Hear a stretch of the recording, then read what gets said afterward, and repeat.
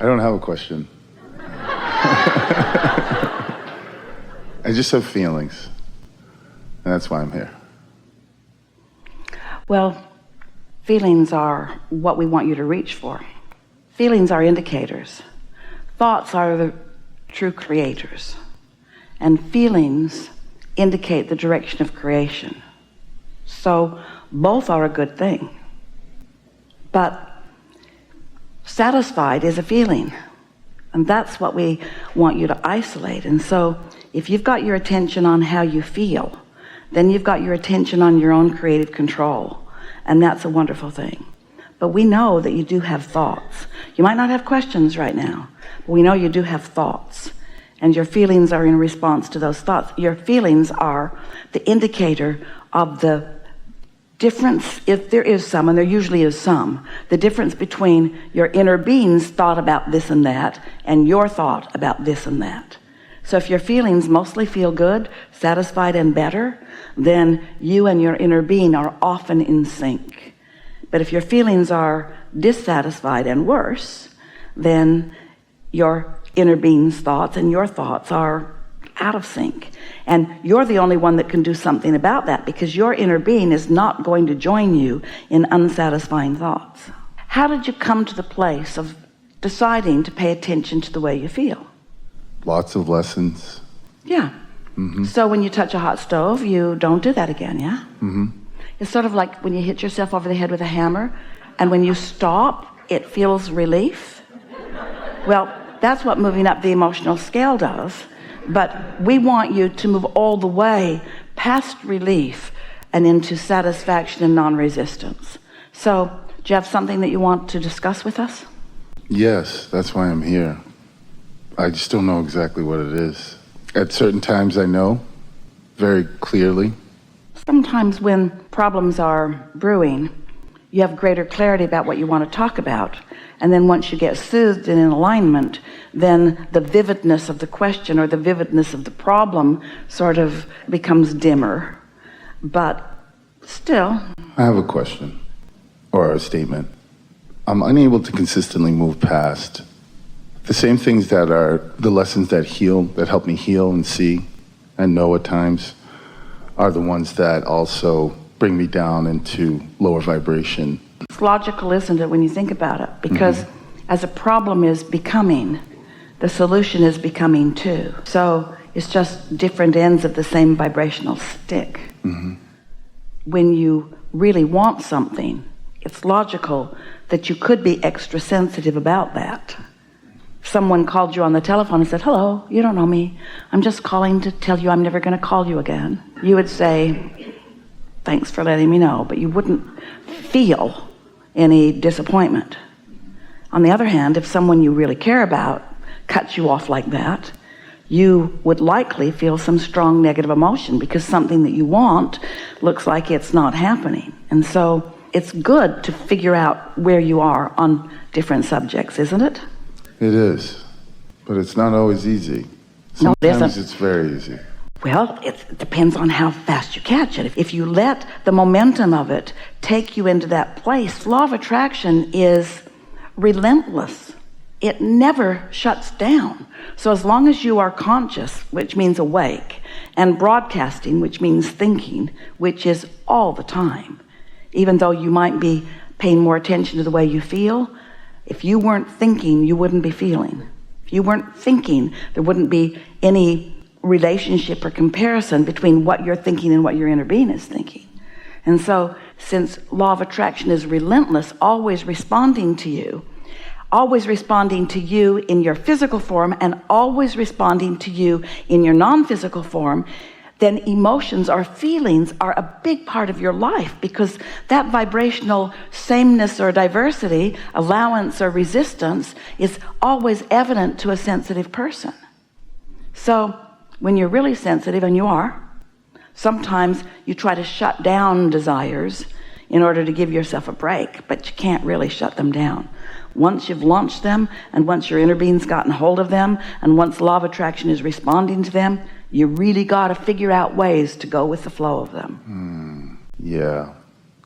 I do a lot of creating and destroying all in the same Everybody does, but you know what? process. Here's the thing. You can't destroy. You can only pinch off from what you've created. Because once you've created it, it is. And it will be there vibrationally, ready for your realization of it for longer than you will live. Once life has caused you to ask for it, it is a done deal. And your inner being and source are infinitely patient. Don't even have to be patient, because knowing that any time that you release resistance by allowing a little satisfaction, that then you will move closer into the allowing yourself to receive it. A friend of Esther's yesterday reminded her of a story that we've been telling for a while. And it was a trip that several of them took, a cruise, to the Panama Canal.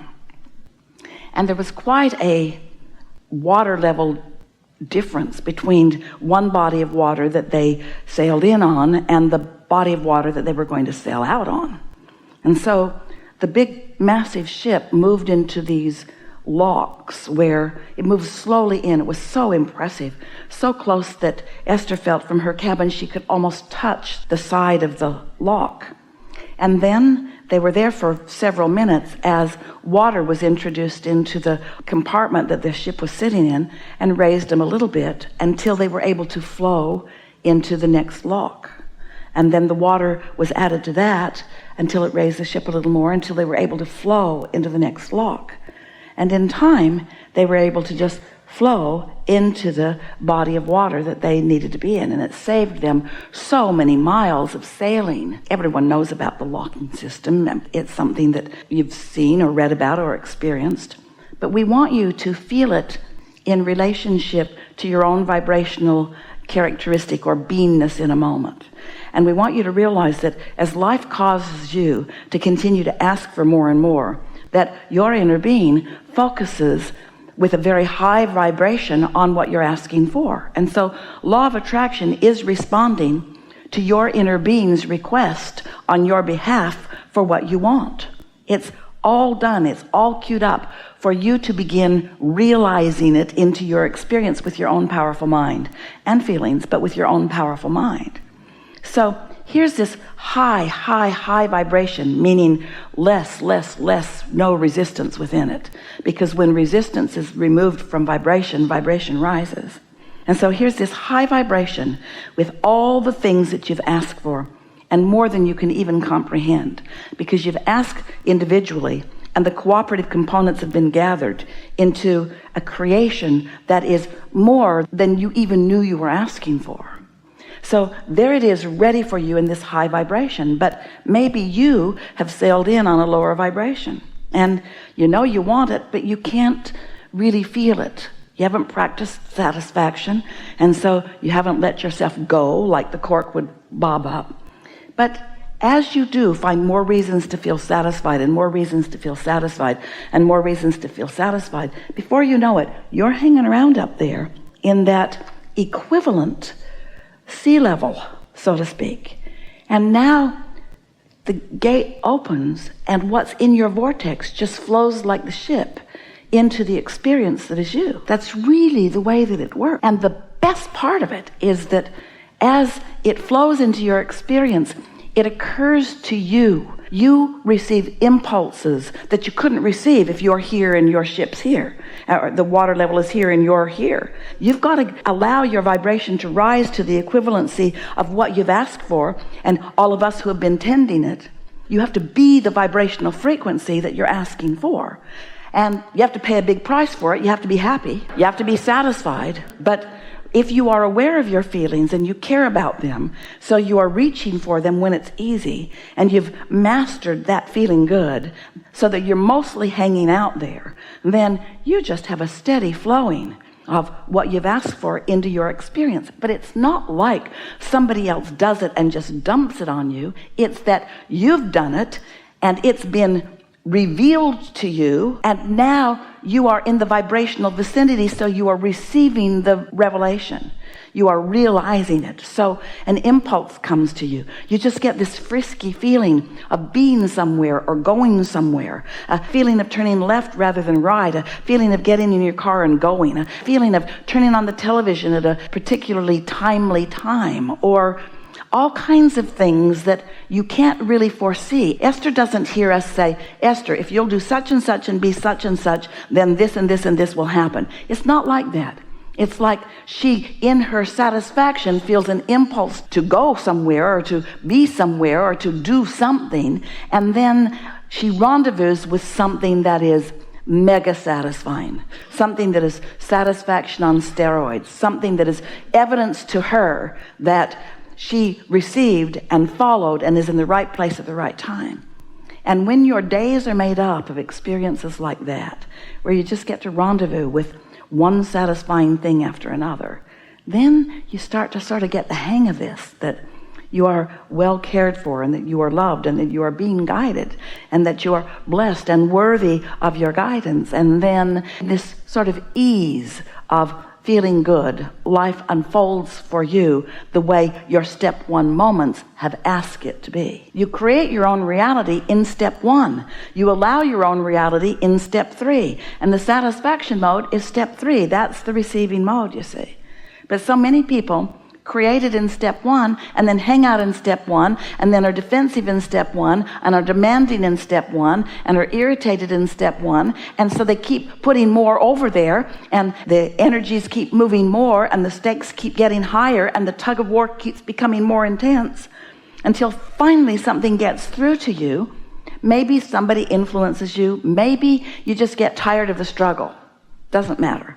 But when you finally let go of the struggle and you just allow yourself to let in what you deserve and what you've asked for, then that's when you feel the certainty of your true worthiness and the certainty of your true power to create. Gotta open those locks.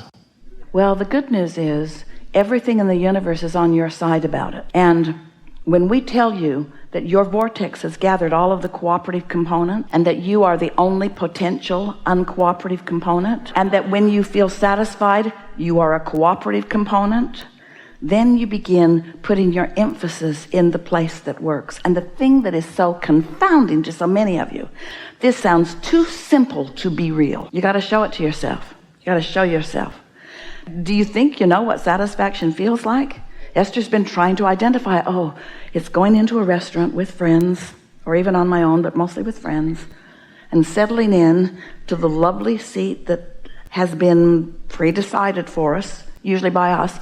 How often do you return to a restaurant you've been to before and they take you to the same seat? And it's because that's the way you see that restaurant, and so that's the vibration that you offer, and so that's what it's logical for them to put you in. When that happens, that's why. So you settle in, and you just feel that feeling of anticipation. Oh, you can smell the good food, and you can see the sweet friends, and you can feel the well-being of the ambiance, and you're appreciating the loveliness of the people who are there to help you, to cook your food and bring your food and play with you in whatever way they do. Esther feels so satisfied when she slips into that moment. And it doesn't last a long time. That feeling of satisfaction moves often into great fun or great interest in the conversation or appreciation for all kinds of things. But that feeling of satisfaction, that simple, free feeling of right place, right time, of all is well in my world, of well-being, that's what we're asking you to reach for. Sitting in her car at the beach in San Diego, just sitting there, watching the waves who will keep coming to her, comprehending the perfection of the planet. There are so many reasons to feel satisfied, but you have to sort of tune yourself away from your dissatisfaction, because as humans, you've been trained by others who need and want things from you to bite the bullet and buck up and persevere and do what they need you to do. And so you've given a lot of your capacity to even relate to satisfaction up for things that aren't that satisfying, like perseverance, struggle, sacrifice, all that stuff that they write on the good side of the chart that doesn't feel good to you. So when you tell us that you're about feelings, we say, you've got to figure it out.